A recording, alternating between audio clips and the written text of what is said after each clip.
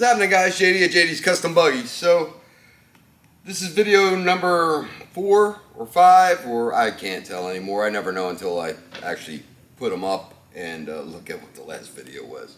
Just been really busy. So I'm actually sitting here in the number 26 right now, and really happy. Everything works out good, turns like butter. We just got it literally on the floor about 5 minutes ago. I had a few things to do to make it happen. So what we'll do is just do a quick walk around of what we got so far. So it's nice about it. It's not too hard to get in and out of. So complete front end. Last video we talked about the steering, and she's got a little bit of overbite when it comes to turning. So we've kind of already figured out a way that we've corrected this problem with the rack, because the rack has a lot of throw. We actually make spacers that go inside the boot, and they're kind of like steering stops to limit how much throw that has. So what we'll do is get the rack in the center. We'll measure how much until we want it to stop. Do the math, a little subtraction. So I mean, if I wanted it to stop right there, we would just measure basically where the heim joint goes in there and how much rack we got. Do the other side. Do a little subtraction on the math, and it usually turns out to be like a 1.5 inch, 2 inch thing. You knock, and then by slipping them in under the boots, that basically acts like a steering stop. So it kind of like a steering limiter. So we don't have a problem where the arm or the front wheels are hitting the arms or anything. So that's one little minor thing. I'll even give you full disclosure. We had a couple of minor screw up. So we got the cage done. There was no cage on this. Got the cage done. No plan on the cage, just basically start bending stuff. Usually, and I believe this is already on the table like this, but I got the main hoop over there, and then once that happens, I'll bend a hoop for the lid here, and then kind of goes from there. Just a pattern I've gotten into, makes it easier for me to do the cages and gives me some instant lines right away to work with. So I can get an idea in my head. So tried something a little different here, just kind of have like a really tightly bent hoop for the top. And then of course I wanted something to cover if it happens to go on its side. So with the A-pillars, the down tubes here, put a little bend in it so they actually come out wider. It gives the driver a better view what's going on in front. And if it goes on its head, or if it goes over on its lid, it doesn't go all the way to this point, it's going to stop at this point. I tied in some couple of pieces of tube on the side there just to kind of give it some bracing, and voila. Made some shoulder, I don't know what you would call that. That's the A pillar, that's the B pillar, but just a couple of bent tubes here, give it some look, give it some structure, kind of protect the driver. So the seat is kind of, what's nice about it is when I sit in it, I feel encapsulated. It feels tight, but doesn't feel tight. I feel nice and cozy, but I feel like I have plenty of room at the same time. My elbows aren't hitting anything. My head, I feel like I have headroom, and judging by, using my hand to see, okay, how much room do I have? I got plenty of room sitting there, and Justin is a tad bit shorter than me, so this should work out good for him. This is the stock original tank. He wanted to incorporate this. I don't know how many gallons it holds.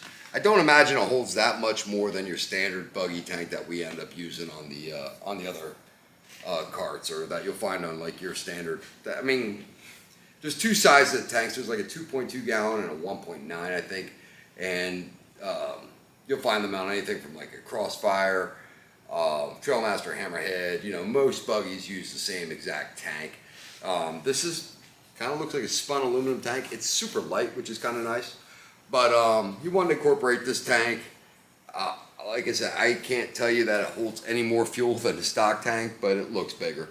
But so what we did was I bent this section here, and then we just took a piece of flat stock and drilled the holes in that we need to hold it. I didn't misjudge. I just wasn't thinking about the tank when I bent this rear hoop here.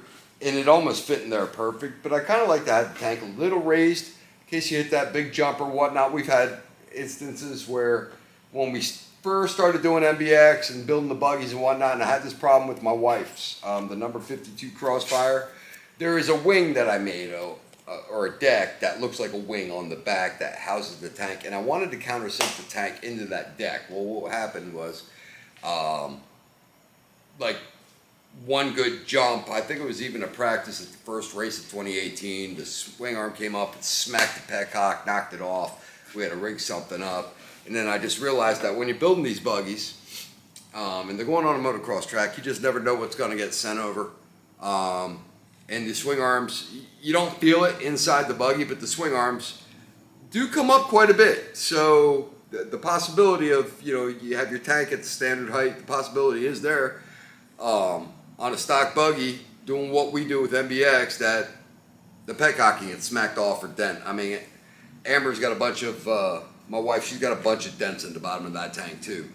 So I ended up just making spacers and raising it up, taking nuts and putting a longer bolt in just to get the tank up a little bit.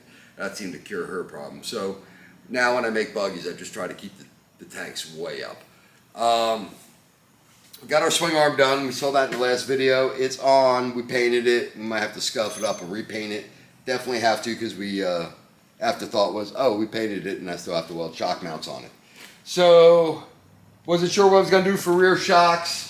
These are actually the takeoffs from my YFZ 450. I ended up, you look back a bunch of videos, about this time last year I started prepping the YFZ to go on the track and went to Fox Floats.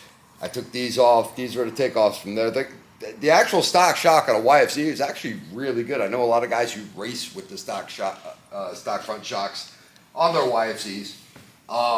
They're really great shocks. I haven't tried them on a buggy yet, so this is my first time. Definitely need some preload, because when I went to squat it, it goes down it goes down to a point and then comes up nice and slow. Definitely gonna have to work with the clickers, but definitely probably going out to the track with this thing, we're gonna have to crank some preload in it. Probably the same thing with the front. Front goes up and down pretty good.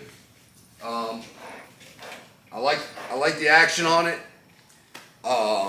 Might have to make an adjustment. You really just never know until you get it on the track.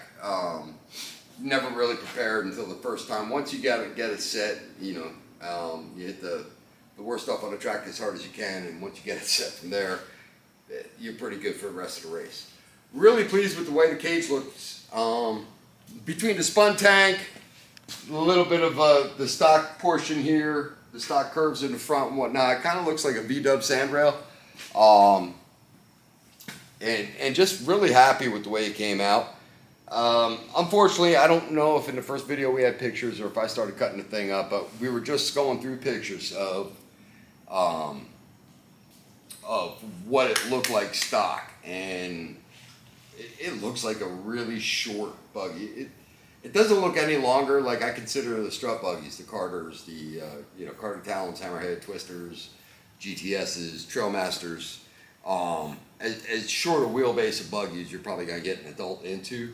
This looks like, and the thing is with the struts, the wheels are back by your knees.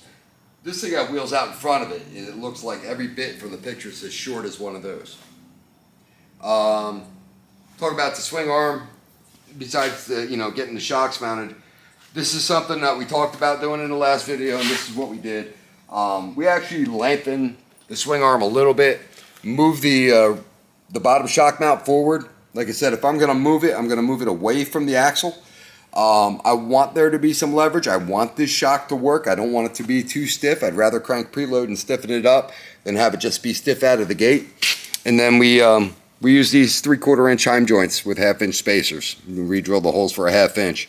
And right now, I know it's pinned. It's all coming apart anyway. But these are the heim joints that we use. They're chromoly. And if anything gets tweaked, bent, this, that, you can adjust a little bit out of it. But I just feel that they work better than the bushings do. The bushings tend to wear out. And if you've ever had to press and replace the bushings in a swing arm, it is a major pain in the butt. So it just makes things easier. When that thing wears out, you basically just screw it out and replace it.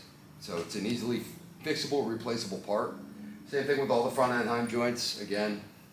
And, sometimes I'll have people, well, what do you do to keep them from rusting? Basically, after the race, I at least, and I'm probably the worst at it, but I do try to wash my machine after the race, or whether it be the quad, whether it be the buggy.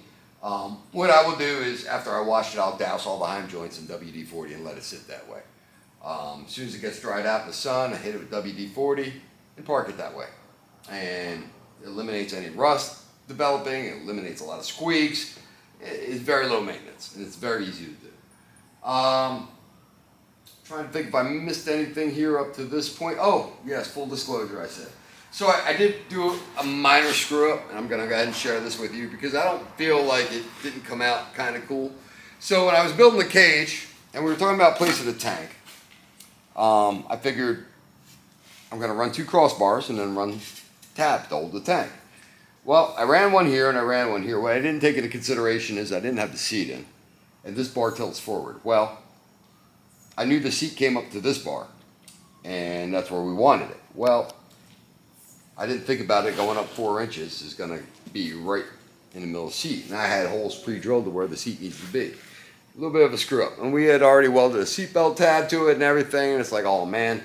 So we stared at it for a little bit and came up with the idea, let me see if I can bend, an arch into it, tack it on there, and then cut the bar off at the angle and let's see if that fits. So I just took a stab at it. I didn't take any measurements, kind of eyeballed it, stuck it in there, bent it up, made sure it was even. Got it in the center, welded it up. I capped off where I cut off, and a little bit of, I got to make it pretty, and a little bit of grinding. There's big gaps and holes and stuff. I had to take some steel, I call them coins, but they're just basically when we hole saw a lot of stuff, whether we're making the exhaust pipes and stuff like that, we end up with a lot of round slots that are usually about a 1/4 inch thick. And what I'll do is I'll save them and use them to fill gaps in the end of the tubes if I have to. So I cram one of those in each side, welded it up. It's kind of ugly right now. I'm going to smooth it out. You can see the seat goes in. The seat's really tight. I only got 2 bolts in it. I just got to grind a little bit around here and kind of massage it and make it look a little better. And then our seatbelt tab, we're just going to weld across here and this way. I don't know if he's going to do a pass-through or not. I got to talk to him about that. With the razor seats, I just feel like the pass-through is the way to go. Not everybody's got a shoulder as wide as this, and when the belts come around, the harnesses come around the seat, they just don't sit on the person right. We've put a couple of pass-throughs in.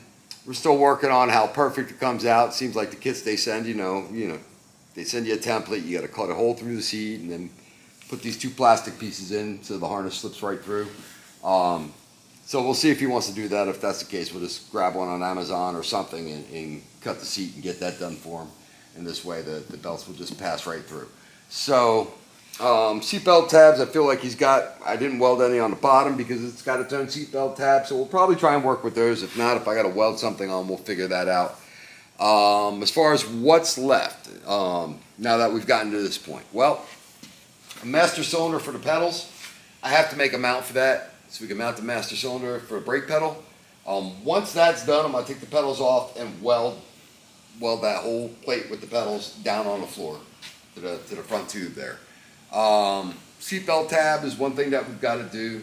Install the seatbelts, but before that, even installing the seatbelts and all that, basically this whole thing has to get stripped back down.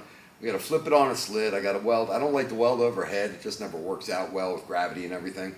We'll probably flip this thing over in 6 ways to Sunday, fill in, get all the welds done that we couldn't reach or couldn't weld from underneath. While that's going on, we'll get the front end cleaned up. Get it all painted. We're going to go with like a black and red on this. And get the chassis cleaned up. Cleaning up the chassis is going to be the hardest part.